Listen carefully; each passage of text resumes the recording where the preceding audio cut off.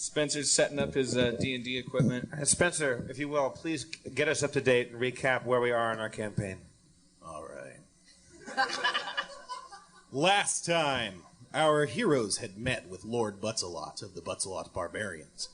The group had been puzzling over the fragments of power, those shards of great arcane energy, but unsuccessful. In the wreckage of the White Skull encampment, a horse-drawn wagon approached Sharpie and crew. The wagon opened up, revealing a magical storefront and a halfling merchant by the name of Olaf. While Quark and Olaf haggled over scrolls and portable holes, Sharpie had a heart-to-heart with his father. Not long after, the group heard a strange noise. Loosing Avenger, Sharpie's familiar, the Hawk scouted out the enemy. Aided by Olaf and his shoot gun, the group slew the displacer beast.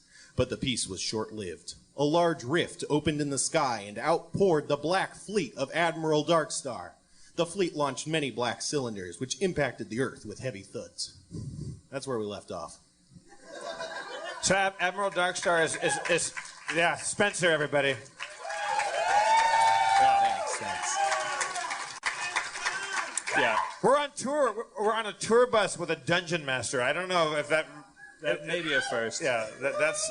We still don't really... Spencer, you got fans out there, man. I'm glad. I mean, they're Tucson fans. We were warning Spencer, like, who's not accustomed to this, but it's like Spencer's got his own fans out there, and you're gonna have to get used to that, Spencer. You're a celebrity now. I guess. Oh, thank you. Yeah, we're on the bus with Spencer, and we still don't know anything about him. We know that he works in the back of an Apple store, and that he lives with his parents. And I may or may not have brought weapons. Right. Wait, for real? He never sleeps. He can't sleep. That's true. Yeah. Don't sleep. You don't sleep? No. Are you an insomniac? Tried it Spencer? once, didn't like it. No, I do sleep. I sleep. I'm a human. I Yeah, sleep. of course he sleeps. That you I'm not protest an too elf. much. That's not a... Yeah, spoken like a robot. I've never said I'm a human. I've never plugged into any with sockets. that vehemence. All right, so Ready, go. So right now, there's just giant thuds crashing around us from Admiral Darkstar. Admiral Darkstar's fleet has been pursuing everyone, or it's been, unleashing on the plane. Are we in danger right now? You see several large black cylinders thudding to the ground mysteriously. You don't know if this is danger, but it doesn't bode well. Aha! Quark! Sharpie, I was following behind you. I was only a few miles behind. I had some business with some birds. I heard the thuds. I'm here to help. I have plenty of arrows and a great sense of adventure. Go run into those thudding cylinders and find out what they are. Shoot him in the feet. I am brave, and I am not a very smart character, so I inspect the thuds. Is that possible? You see what looks to be a large black cylinder. It's at least 4 feet tall and about 1.5 feet wide. Its surface is black and unmarked, shiny like metal. I found a table, everybody. You found a cylindrical table? I found a 1980s Coke table. I detect magic on it. Nice. You detect magic coming from the cylinders. You kind of figured that would happen. Swiftly, the black ships sail overhead. They're going towards the west. Mango Butzelot's face grows cold. My cap! Your cap? My camp! Oh, I don't okay. enunciate well. Oh. You were unconscious for a while. It's okay. All right, so your camp is leaving, or they're going towards his camp? It looks like it. To me, my barbarians! His barbarians approach him, and suddenly he swirls his cloak. In a vicious flourish, he's gone, as are his barbarians. Well, I mean, they're walking away. He didn't teleport. Oh, right? he teleported. What? Yeah. So he just went poof. Magic is a thing that exists in the world you're in. I know, but my dad, he's just a guy that eats He has shards. a magic belt. Who knows what other magic things he has? Oh, man. All I right. didn't even say goodbye. No, he didn't. So he's going back to his camp. You don't even know, man. You saw a large group of men just disappear. But he said, my camp! Yeah, so I mean, that's a fair assumption. Yeah. Like he's not going to Taco Bell. Right. You never know. He loves his tacos. Are the columns making any noise after they fall to the ground? It's funny that you should mention. You hear the whirring and clicking of mechanics and clockwork gears. Slowly, the cylinders begin to lift out of the grass, floating in midair. Uh-oh. They hang there, strangely, menacingly. You're being menaced by cylinders. It won't be the last time. I mean, do we have to confront these cylinders, or should we just get the hell out of there? I don't know, man. I'm sorry. I don't mean to. You can't ask me what to do. That's the thing. No. I'm not asking you what to do. How big are the cylinders? They're 4 foot tall, but imagine 1.5 like foot wide, garbage and they're round and they're metallic. Like maybe the size of a garbage can. 4 foot tall cylinders that are sitting on the ground, or They were. They're they're floating. suspended in the air. Now they're And menacingly hovering, and there's Yeah. clockwork sounds coming out of them. This ain't no benign hovering. Quark, Sharpie, I'll be brave. I'll inspect the columns, the floating columns. All right. I feel like I should prepare in some way. And that includes with my hands. I also inspect with my hands. You search the column for any markings or demarcations or marks. You don't see anything. The surface is clean. There's nothing here, gentlemen. All right. Well, let's pack it in. Let's. You hear a loud, obnoxious siren emitting from the cylinders. Siren? Siren. You feel sick to your stomachs. Oh. Ooh. Wait. Jeff and Dan are fine, but Mulrain is I'm sorry. Quark and Sharpie are fine, but Mulrain is afflicted with sickness. Ooh. Oh, I gotta sit down. Oh, excuse me, I will stand behind this tree. I know what this feeling it means, and I'd like to be alone. You're so sick that you think there's a tree. I'm sorry. What? Yes. Yeah. Well, in when I say tree, I mean just some sort of obstruction. Yes. You're behind it now. All right. Can I ask what my spell Mage Hand is? Mage Hand allows you to levitate light objects up to 5 pounds. They're already levitating. You don't know that. Yeah. What about? I just found out I can perform the lute. Should I play some lute right now? Is that a bad time? You're gonna throw a knife at the moon? What? That's a throwback. You can play the lute. No, I'm kidding. I don't want to play the lute. I have listen. It was my listening skills. I go up to one of the cylinders and I listen. It's emitting a loud, obnoxious siren that's making you feel kind of sick. I stop listening to it. All right. I produce my crystal shard. You produce your crystal shard. It's not crystal, whatever it is. That shard thing. The fragment of power is produced. Right. Thank you. I produce mine as well. Do I still have one? Yeah, And we kind of rub them together. Like, I produce just the tips of them. produce a different kind of shard. Ew. Oh, that's like my first poop joke I've ever made. Sorry, everybody. You poop shards? That might be useful. Do our 2 shards have any magical powers together? Well, I mean, you touch them together, right? You rub them together. Yes, we're rubbing our shards. Nothing's happening. Well, Not happening. But I hold them I walk toward one of the cylinders with the shard. We must look like the biggest idiots in the world from anyone's perspective. Like, just cylinders are hanging and we're just... Are there any D&D fans out there who know what to do and we don't? What? Oh, it's just... Flesh knife. Take out your flesh knife. That's just... You play Scrabble? What if he really was the guy that was playing Scrabble with Ben?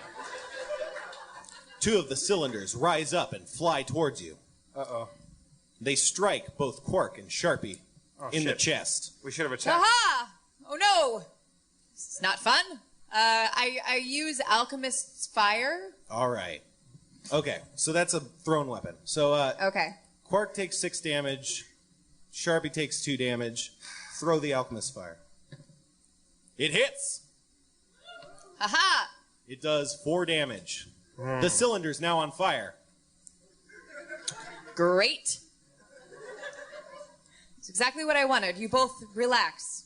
Feel free to lie next to each other. Use each other's bodies for comfort. Can I take out my bag of holding and remove one of these from the sky, or is that a bad idea? Remove one of what? Can I throw my bag of holding over one of the cylinders, or is it? That'd be a tricky move. It might be possible. Do you attempt? No, I take out portable hole and I make them fall into a portable hole. Well, it floats, so it doesn't fall in a hole. Sorry. I take out my loot. You play okay. Can I ask you a question, Spencer, about one of my spells? Any of them. All of them. Detect thoughts. Detect thoughts would probably not work on metallic entities. Yeah, well, I thought maybe there'd be a dude. Things with brains. Oh, yeah. Well, I mean, you could do and detect nothing. Spencer, may I use an anchor? Do you have an anchor? Oh, yeah. I do. Okay, so you have Qual's feather token. That's a token that can turn into an anchor. So, may I use Qual's feather token to anchor the things on fire to the ground? All right. Adventure! You toss the token. It doesn't do anything. It falls on the ground. All right. Sorry, gentlemen. So I take off all my clothes, and I go right under one of these things. They're floating in the air, right? Mm-hmm. Like I take off my robe, and I lay naked under it, and I look up at it, and I go, "Ah!" Nothing happens. I think we could just go. I think we could just leave. Yeah. So are we? Are these friends or foe? Well, no, they just attacked us. I took like 6 damage. I keep doing it, but I have a thing here. I take out my mysterious emerald dagger, and I go into a rage. Producing your emerald dagger, you fly into a barbarian rage. Your mind clouds with anger and rage. You can't think clearly. I attack. You attack in your rage. You attack a cylinder. The flaming cylinder? Yes. Okay. You attack the flaming cylinder. You miss really hard. In your rage, you can't hit anything. Oh, I get out of my rage. You end your rage. You feel slightly fatigued. I slowly put my clothes back on. You re-robe. I watch and giggle uncomfortably. Wow, and this pretend is happening. that I'm writing, but I'm not. You hear a loud crackling noise. Lightning is arcing between the cylinders. Uh-oh. Ooh. The 3 of you are struck by bolts of lightning. Oh! All right. Sharpie takes 6 damage. Jesus. Quark takes 3, and Maureen takes 1. Ha-ha! Strongest! So we're fighting 2 giant thermoses right now. We're getting our asses kicked. 3. 3 thermoses. Anybody out there know what to do? These are just, this is the second. They're just references to they're very loving. Ray of Frost. What are water skins? Those are like bags that hold water. They're necessary. I do a power attack. You do a power attack. You could choose between 1 and 3. 3 is the most damage. 1 is the least damage. 3. All right. You hit. You deal. Oh, this is so slow, you guys. 12 damage. Fuck yeah. Wow. The cylinder splinters into fragments and falls to the ground inert. Fragments. Not those, just like metal. All right, ones. I get excited. Not shards. Fragments. All right. Ray of Frost. A lot of Ray of Frost fans out there. They love it. They love the ray. Yeah. It misses. Ah. Come on, Mulrain, shoot a thing. These cylinders, they didn't even do anything wrong. They're what? They're shooting lightning bolts at us, and they've yeah. one knocked me in the chest. If you hang out long enough, they will eventually attack you. Yeah. Spencer, are they both on the ground or just one? One of them's dead. The other 2 are floating around. Okay. I take 2 arrows and I split them into a V, which is something I do all the time. I split them into a V and I pull them back, and I with my 2 eyes that are able to go 2 different ways like a fish, I pull them back and fire them. Oh, they both hit. Aha! Adventure! That's a first. That's a first. Well done. One of them takes 5. The other takes 12. Ooh. They're not dead, but they seem a bit messed up, broken-ish. What's wounded for a machine?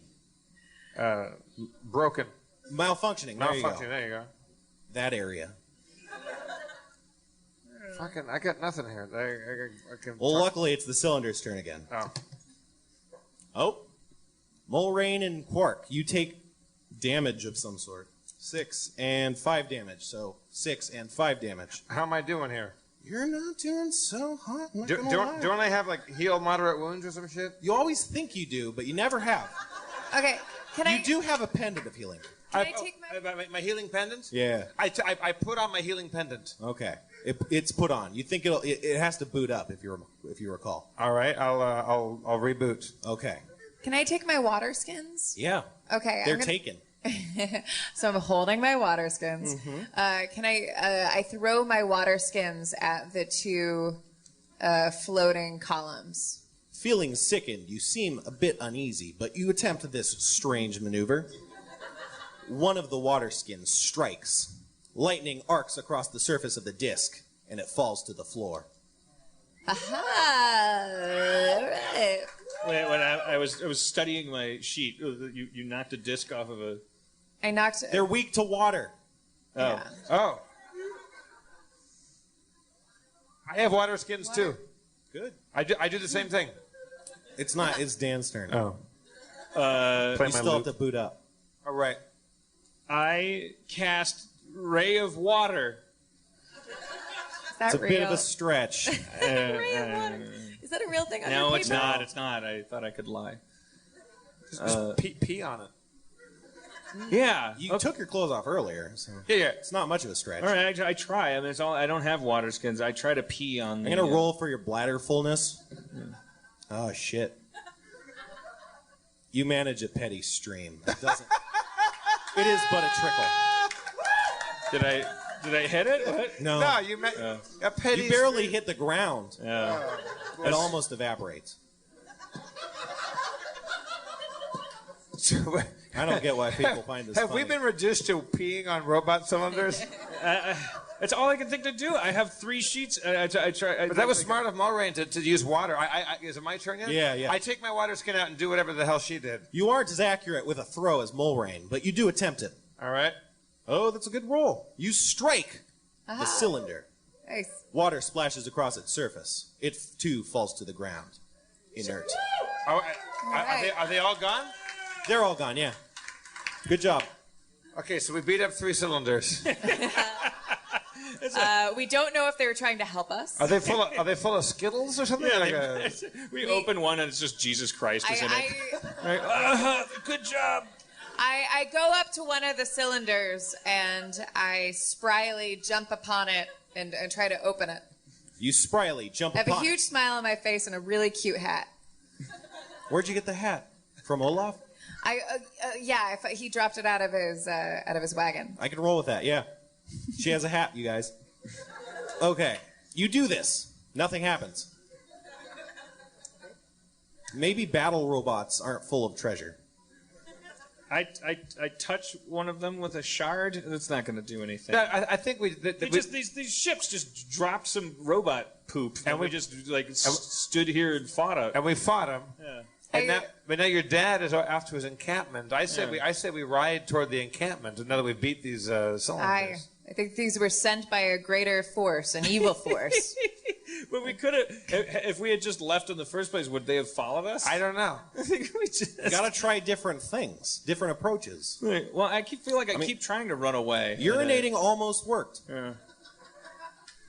Well, I guess we walk off into the distance, and the camera stays behind, and I do like a Judd Nelson Breakfast Club fist in the air, and freeze frame, which will conclude the Dungeons and Dragons chapter, right? Because there was no treasure, and yeah. All right, let's hear it for Spencer, everybody. Thank you, Spencer. We fought some cylinders. You hear that, Austin? When we get to Austin, we're gonna continue that Dungeons and Dragons story. I'll see you guys at the merch table. Thank you, 2 McGaffey. t-shirts for $25. Aaron McGaffey, everyone.